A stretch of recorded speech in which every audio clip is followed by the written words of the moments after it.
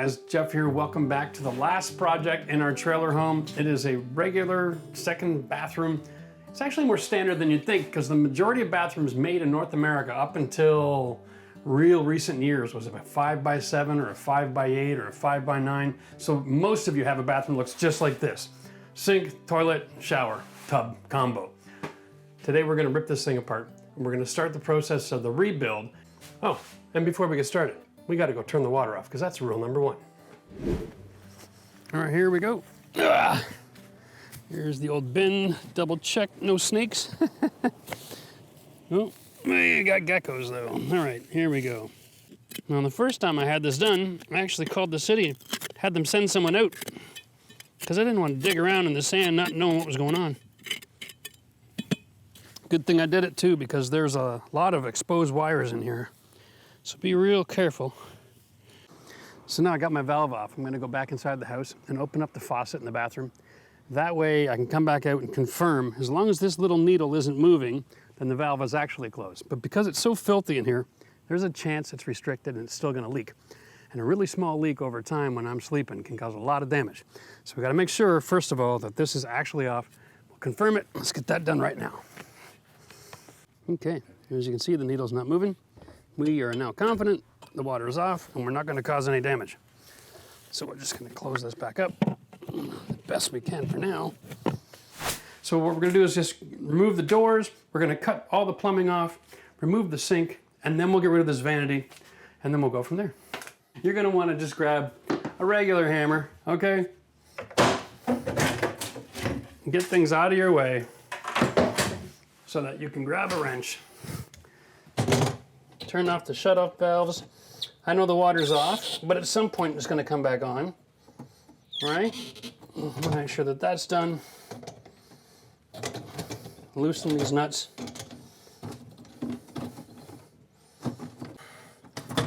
Yeah. Well, whoever did that plumbing never mounted the supply lines underneath the framing. Oh well. Big surprise. Okay. Now that we've got that done, we're going to open this up as much as we can. Try to get this all nice and loose so that the sink can pop out. Okay. We're going to take surface mounted sinks. So every sink is silicone to the countertop. We want to break that seal. Yeah, there we go. Okay.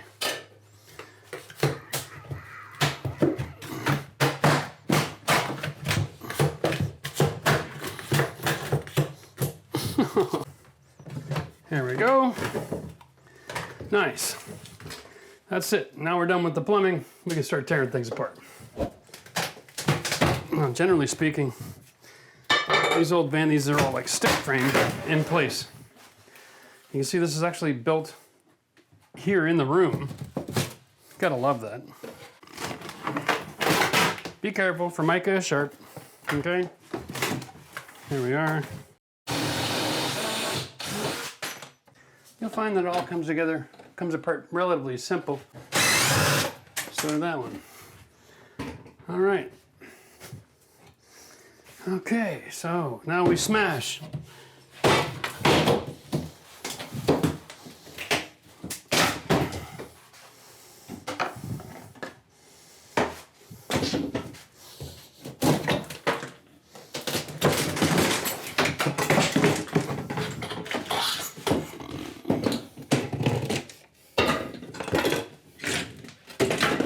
Almost hard to believe that survived 40 years. Okay. And there goes a vanity.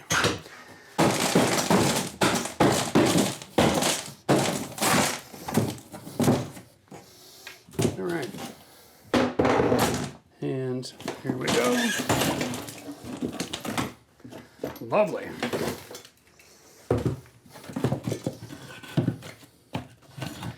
Welcome to 1980 construction technology.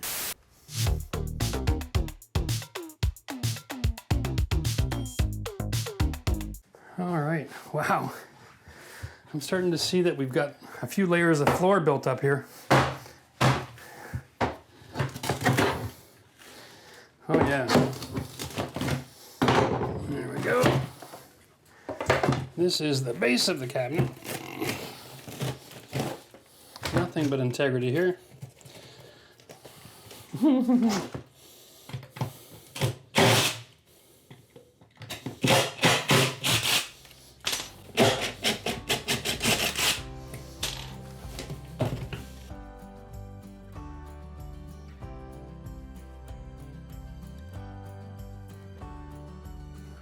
All right guys, time to remove the throne.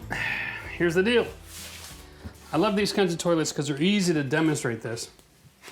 That bowl is connected to this drain, which has a built-in P-trap. This, okay? So the water actually sits at the bottom of this line and it comes across level-ish. It's hard to draw a level, right? And into the bowl. So here's my water level. All right, now there's no water in that part of the pipe. The reason we have a problem here is because this line and all of this part of the bowl is full of water. Okay, now that's a lot of water. And if you're working at home, especially if you're working alone, that's the amount of water that you want to eliminate before you move starting to take this toilet up.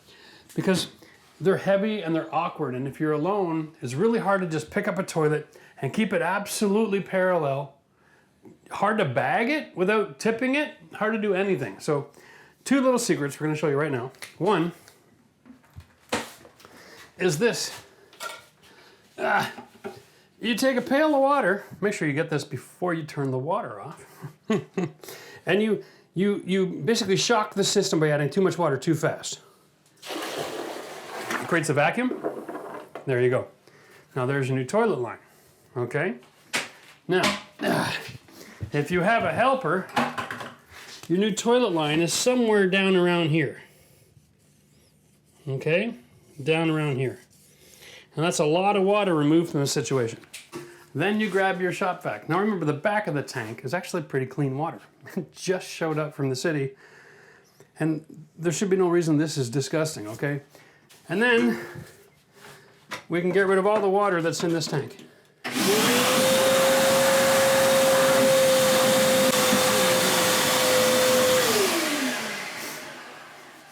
Now I can actually reach in and take off those 2 bolts and separate this from the bowl. All you need is a great big Phillips flathead screwdriver. Hold the nut underneath. Now remember, when this is installed, it's under compression.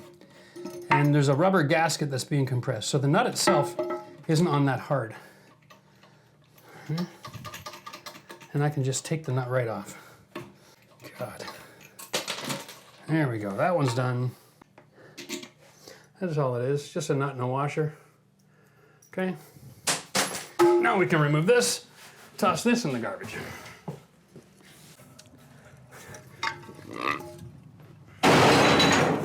Now it's okay to smash stuff as long as it's in the bin, not in your house. Now the toilet itself weighs about 50 pounds, okay? So let's get the rest of this water out and get it down to almost as close to 0 as possible. Because when you're working by yourself, you don't want to have that coming out the other end when you pick it up, going all over your leg.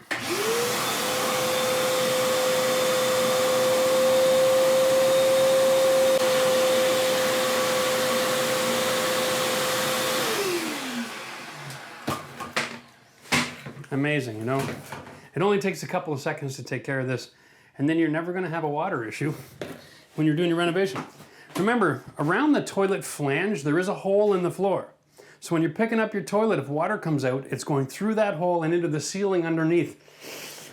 Don't let that happen to you. That's disgusting.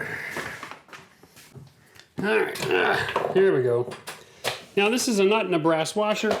It's very standard, okay? Shouldn't give us any real issue.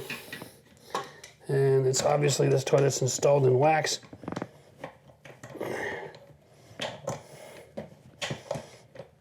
If we're lucky, it just wiggles right off without any difficulty. Now, if the nut and the washer are both spinning, then you need to get a pair of needle nose pliers to hold the thread still so you can take this off. or you can take a grinder to it, whatever works. Just realize there's probably wax in the mix, because when you squeeze a toilet wax, a lot of it squishes through the exercise hole. So have yourself a paper towel handy.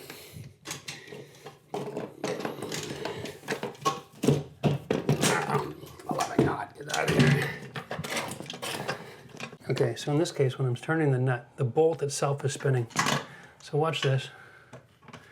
If you can keep an eye on that, the bolt is also turning with the nut. So the way that you solve this problem is you take your 5-in-1, you put compression on it, and then it'll come loose. So I'm doing is I'm pushing the nut up and I'm pushing the washer down. There we go. Now we got it. Ugh. All right. The other thing you can do is you can lift the toilet to create compression. All right. That also works really well. Okay. So now we have a toilet that's completely void of water, disengaged. The only thing left is the wax. There might be a little bit of suction, so give it a good little tug here. And then you don't have to worry about making a mess because there's nothing left in here to leak out. Oh, lovely. That is nasty. Okay, so we got a lot we can learn from this. Let's talk about this real quick. 1, what's the rule about toilets? The flange needs to be as high as the floor. Okay? It's not. There's room. This is swollen. The wax is almost non-existent over here. This is an economy wax, so somebody changed this toilet, put in the 99-cent wax ring instead of the $5 one that has a plastic mold to it with a diverter, and then the wax sits a lot higher. They went through all the trouble of adding this Teflon ring. No, that's part of the PVC build. Okay, so they didn't build it up at all. So they added this flooring. Here, check this out. Somebody has been in here and added some plywood, and then they put this cheap laminate on top of the old vinyl floor. I think this is a really opportune time to show what happens in residential construction when you hire the wrong guy. Right? So the next time someone says, hey, this laminate is waterproof, remember this picture. No such thing as waterproof laminate, okay? Yeah, that'll do it, right? That's better than nothing. See, when a toilet's installed properly, you lift it, you see the wax, this color, not this color. This is now a composite wax.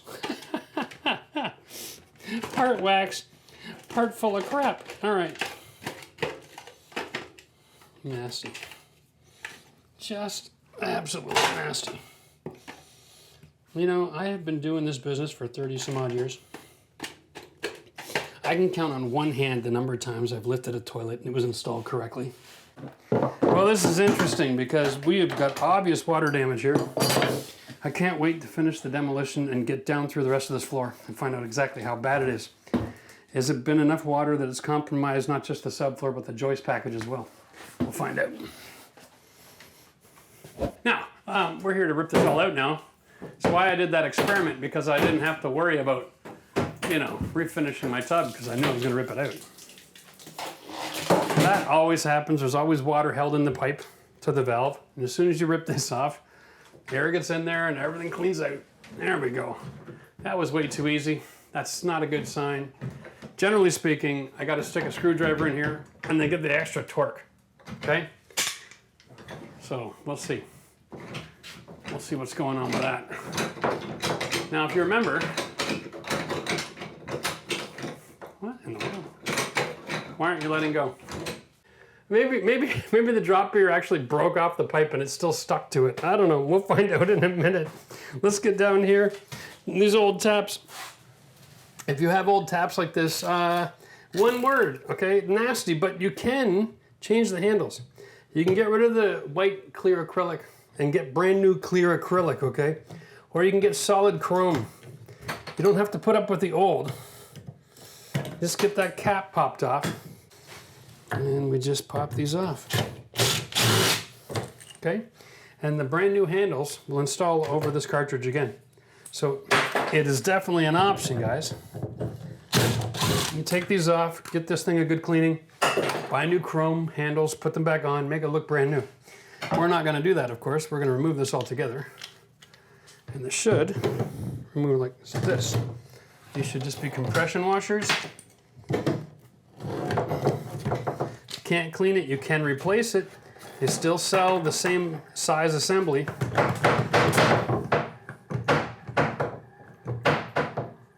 Oh boy.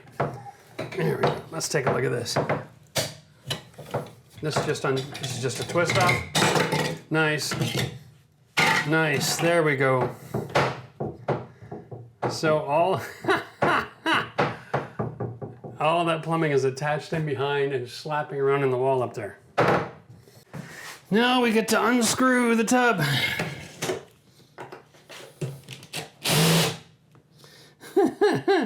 And they missed the frame. Probably they got 1x3s in here again. That missed. That missed.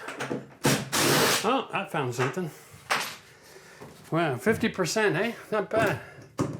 2 out of 3 ain't bad. All right. Oh, that's a good sign. They found all the ones along the back. I should have kept that nice and dry. I don't know about you, but I'm dying to see what I'm going to find.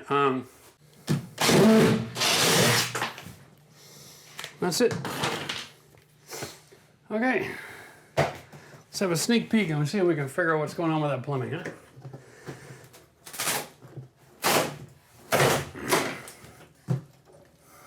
Yep. Interesting. I've never seen this before. There's a fitting on here. The shower arm is actually attached, kind of like a vanity faucet would be. That's really interesting. So it's attached to the tub because the plumbing isn't fixed in the wall. This is what gives you the strength and the compression. Okay, here we go. So this gets attached to the wall to create compression. All right? Nuts. And then they thread it into the fitting inside the wall like that. Okay, that's creative because the plumbing, well, isn't really attached. Wow. Wow. Okay. Well, we're not going to reuse that. That's crazy how easy that ripped off. The faucet's done the same way. Wow, that's amazing. So when they put this unit in, they had to install this unit before they closed the other wall. Whew. That is really unique. Okay. No electrical in there. That's good. The likelihood of there being any electrical is really slim. Makes life a little bit easier. All right, there we go. Now let's just get it started.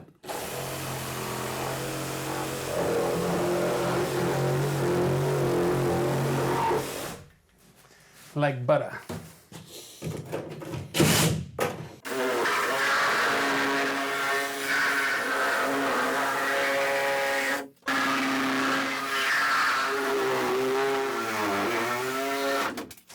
All right. Now,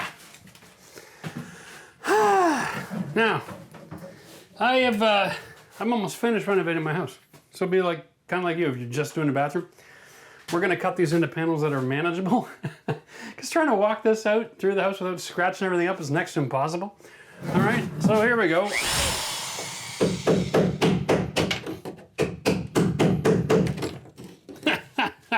So usually what I do is I just take a chisel and I put a dent in the brass, right? And then I can go like this, and I can turn it counterclockwise and get rid of it.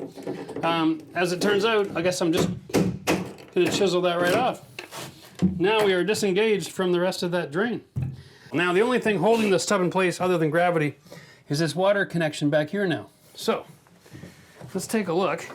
Since the water is off, let's see if we can sort out this mess and disengage.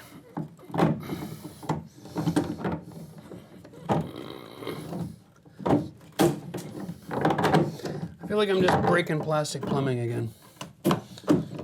Yeah, I am. I'm just breaking plastic. I think the easiest way to do that is just grab that Sawzall. Let's just trim off these plumbing lines. We'll deal with the plumbing when we get the demo done.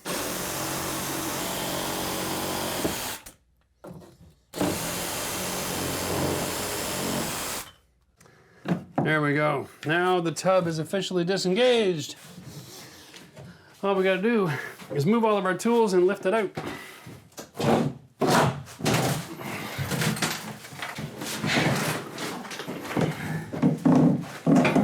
That's really interesting technology.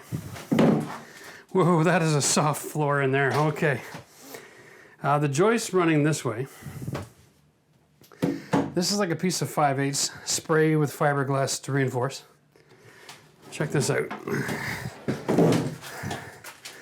The entire tub is supported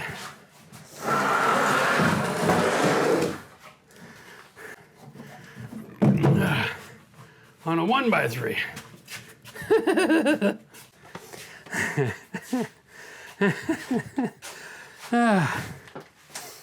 Don't step on that flooring. It's done. Looks like somebody has come in at some point and gotten rid of the original subfloor and installed plywood right up to the tub. Okay? And then put a new sheet vinyl. And then someone else has remodeled since then, put this laminate flooring in a bathroom. That's a no-no. Obviously installed the toilet wrong. But this is the original condition. And then that hole here allows the humidity and the fluidity in summer here. It gets almost 90, 100%. And that air, just humidity comes in here and it just absorbs into the drywall. And then it dries out later, but you get enough summers over and over and over again. Every year, a little bit extra moisture in here, and there's mold growing in the wall. So now I know I've got mold in that wall because it was sharing the huge hole from the other shower in the other room. We discovered that when we tore out the shower. It was horrible. It was rotten. I had to rebuild the whole frame.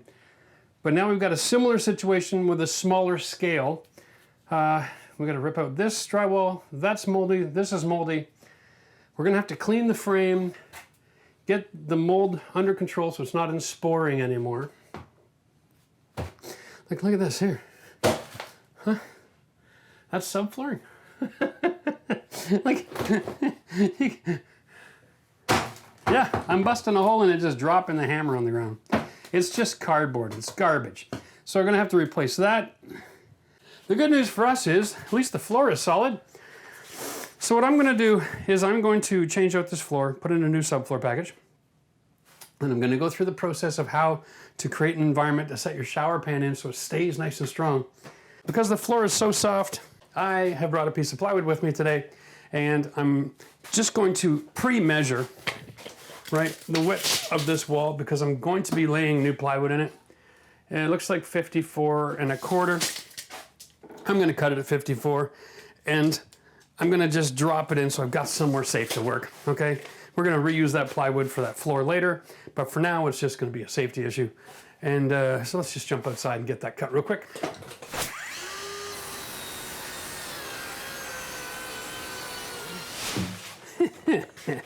All right.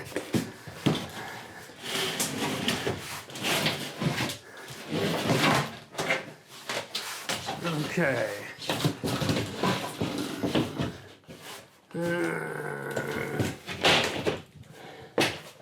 Yeah, that works.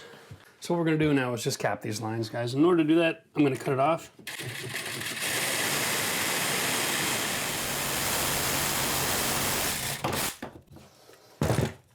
Okay.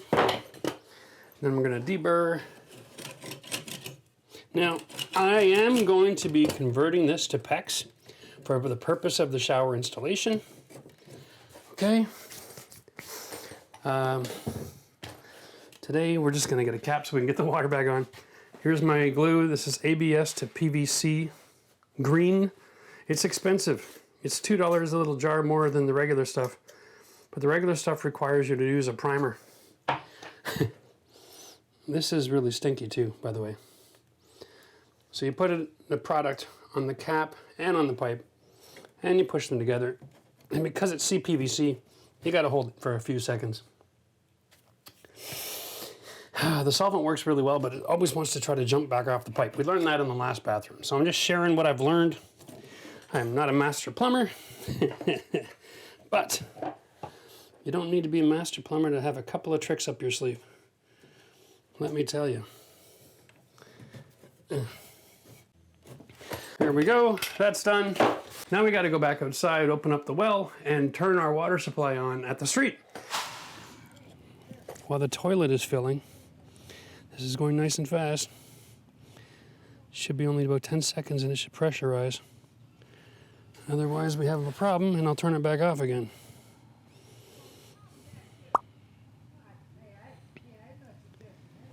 I'm going to turn that off in case we're having a flood. That's enough water to find out if we're having one anyway. Go back inside and double check real quick. Alrighty.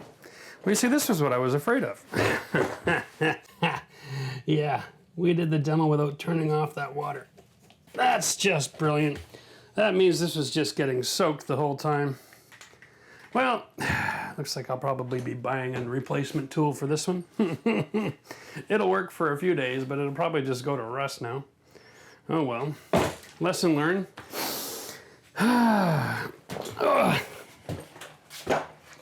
Alrighty, let's go try that again.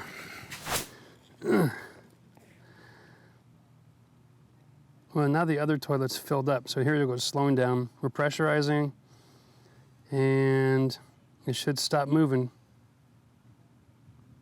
And okay. That's slow enough. I'm gonna go and double check to see if I got a small leak. All right, so we're back. Everything's fine. Lines are completely pressurized, no leaks. One note though, because we're dealing with old-fashioned valves. Right here, the top of this pressure, sorry, right here at the top of this, there's no water pooling, okay? Want to keep an eye on this during the day. If this develops a bubble of water on either one of these, all right, then we're gonna have to go and buy some caps, and then we'll buy some new bodies, and we'll take the old handle assembly off and change the handle assembly, and then the cartridge inside. But hopefully that just stays dry, and then we're gonna be comfortable leaving the water on overnight. Okay, so, I know that was real dramatic. It wasn't intentional, but a little bit of water doesn't kill anything unless it's on the second floor of your house. So, word to wise. Here we go. Painted, everything's painted to the wall. All right. You know, guys, when you're out there painting, take the plates off first. So again, it's the same as we've seen before. This is an electrical box, and the fixture is compressed with the drywall. And then this screw here, on the back side, there's like an arm that comes up, and an arm here that goes down, and it creates compression on the drywall. These boxes are not attached to the frame. So in this situation, what I want to do is just confirm that there's a stud here, which would probably, you'd think there would be. I'm thinking like an electrician, but there's no stud. Let's find a stud here, shall we? Probably over here. Yes, and then over here. Okay. So if our studs are on each side of this medicine cabinet, okay, what I'm going to do is I'm going to cut a piece of drywall larger than that and leave the ability for me to keep a screw or two holding this electrical in place while I do the rest of the room. I don't want that just falling all over the place, sparking up, causing me issues.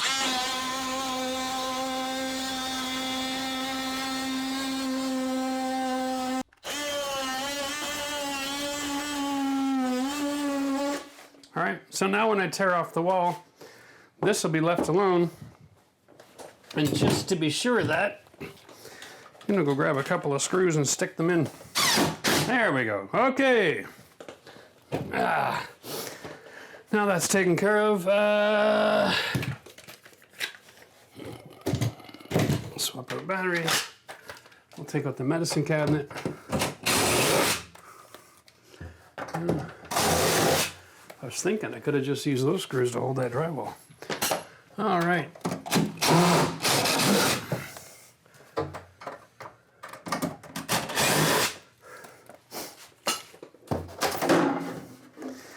When I'm doing a removal,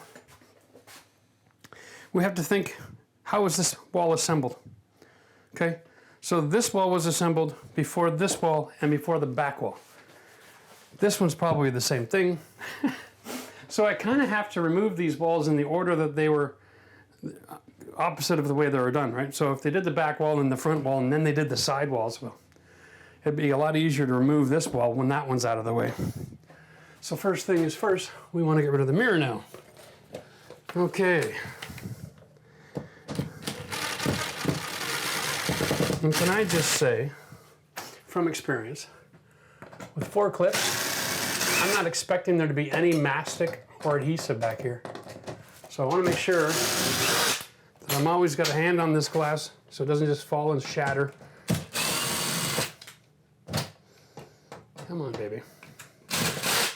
There we go. And be ready for it in case. And there is some mastic. Rats. Be right back, I gotta get my gloves. This is really thin. And what we're gonna do is just kind of add a little bit of pressure here and there. And the mastic should give up the ghost before the glass. Okay? The reason I'm wearing gloves is in case it breaks the opposite way. Here we go. Now, what did I say? No mastic. That was actually just attached to the paint. That is awesome. Okay. Yeah, I think it's just time to get out the hammer and go nuts a little bit.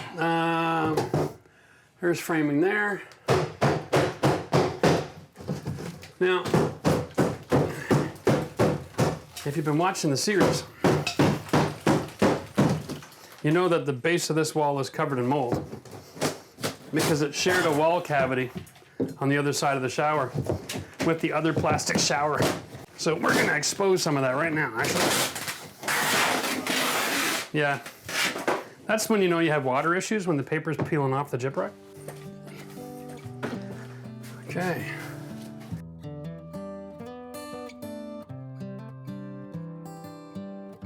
Yeah, I think we're just gonna go a little Rambo here.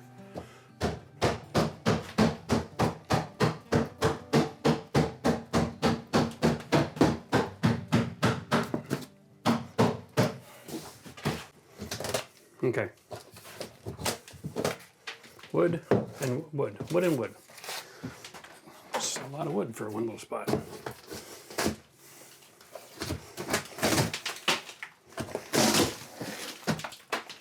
Okay, right away, we see a problem. I have been learning about this insulation with the tar paper on it. Down here in the south, you guys are supposed to install this backwards. Okay, your vapor barrier actually should be on the outside of the house. That's the warm side. So this is installed backwards. It's not going to do anything to help you out with vapor. All it's going to do is trap it in the drywall. Okay, so the vinyl is on the opposite side here. Not sure why that is. So now they had a vapor barrier and a vapor barrier because vinyl drywall paper is a vapor barrier. It's not to the same extent as others. Like there's a permeability scale. It is high enough up on there, it causes issues. So all the moisture that came in from under this tub was trapped right there on the drywall. And you can see this, almost like tree rings of moisture wicking. Right? Isn't that fascinating? You can see the different seasons where there's more humidity than others. Anyway, that's all that is. Surface mold. It's not even on the inside of the wall. Most of the mold stayed right there. That is really good news for us. Finally some good news. So here we are at this point. I've removed most of the drywall and most of the staples off camera because, you know, otherwise they'd be watching a 4-hour video of me pulling staples. And that's dramatic and fun. So I'm standing on the floor joist. And I'm going to pull this floor up because we've got to find out if there's a change to our scope of work around this toilet. How much water damage is in that plywood? Is it salvageable? I don't know yet. But we're just going to lift this floor, rack it, stack it, and pack it.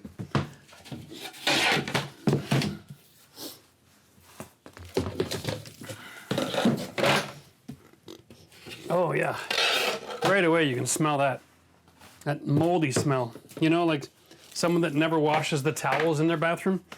If there's any mold in the bathroom, it'll grow in your towels. Do yourself a favor and bleach them every once in a while. Here we go. Well, that's pretty crappy, huh? We saw that coming. All right. Oh, yeah. Bloody hell, you know? Well, at least they saved 50 cents on the wax. Okay, so now I've got to cut the subfloor out, reset this. Brilliant. I've got a floor joist here running underneath this. And the more this rotted, the more this flange fell in, the more the water came out, of course. Now we know. All right, so the way I'm gonna do this is I'm gonna cut a square. Try to right on the middle of the joist if I can, okay? And then I'm gonna cut a piece to replace it. I'm gonna cut that piece in half, and then I'm going to cut the hole and slide underneath the existing flange so I don't have to redo the plumbing. We'll do that in a few minutes, but I wanted to point out one more thing. Ooh. Now, check out the thickness of this subfloor. You know, the majority of this house, we put new 5/8 tongue and groove plywood over all the old subfloor because it was soft. But this is just swollen. This is 2 inches thick and it was a 5/8. Now it's like 3 times the thickness. It's just powder. Look at, just powder. So I went to the Home Depot today and picked up some mold control product. This is called Mold Armor. And I didn't really read the label because I have a different product available to me in Canada. But I grabbed it, I'm like, okay, I know what their product is, it's a cleaner. It says no scrubbing required. I'm expecting the product to work on even a porous surface. If it kills mold, and then it protects so it doesn't get moldy down the road, man, look at that, it just washes it right off. That's impressive. So guys, we're spraying bleach. You can smell it instantly. So mold control is basically bleach, and they probably have some concrobium in there to help prevent the growth of it again. But this is what we're treating with. We're just treating this with bleaching. And it should just melt anything that's gone to spore right off the wood. Now, second part of the program. New Kills product. Mold and mildew. So now you're taking an oil-based paint, and they've obviously put some sort of an additive in here to be more effective in making sure that you're separating the mold that lives in the wood, deep in the wood, from having access to moisture through the oil paint, but then also some sort of a treatment chemical in there to keep it from growing. All right. That goes on nice and thick. Okay. And this is really nice because using a paintbrush isn't going to cut it. Oh my goodness. Okay. Let's not be too dramatic. And at the same time, let's unveil how nasty the subfloor is. Bum, ba, ba, bum. Tray nasty. All right, now there's a lot we can learn by exposing the subfloor, so let's have a look here. We'll talk about all the different water issues we got going on. All right, first of all, there's one relatively solid panel that I can sit on. That's nice. Let's start with this. It's possible that this drain had a leak.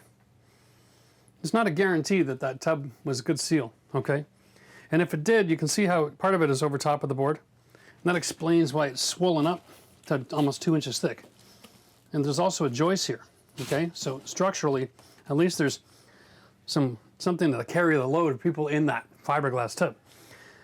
But then you've got this ring, and that makes sense for what that is, all right? That's related to this hole.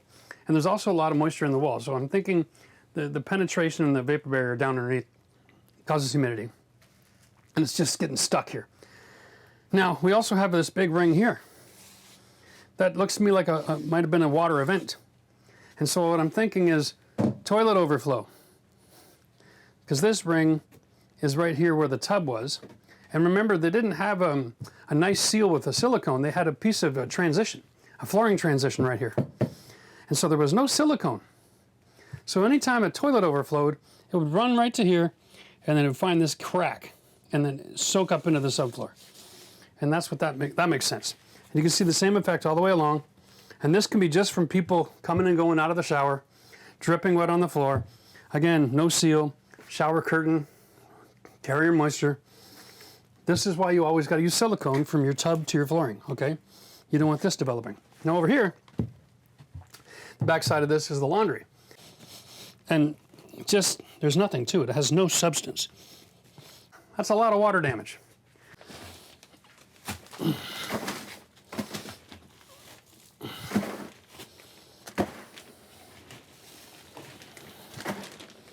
Okay, so that's the insulation.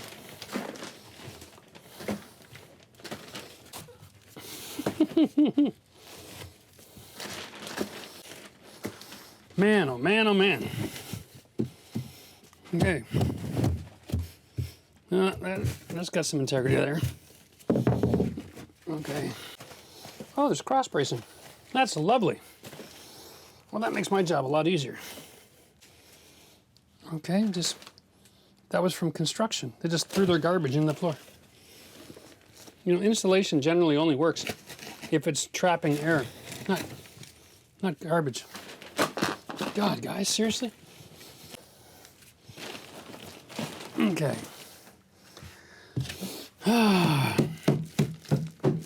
Memories of the other bathroom here, eh?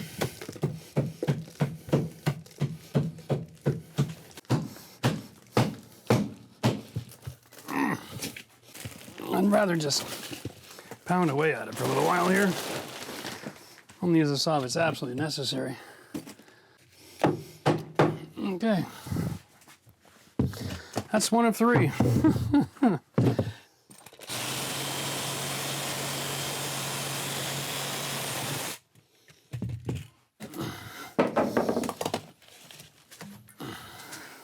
That's how well the staple holds when it's dry. It's not a bad system if it stays dry, eh? If you're gonna do something, do it right. There we go. That's better. See, that's what it looks like dry. Really strong. Okay? All right.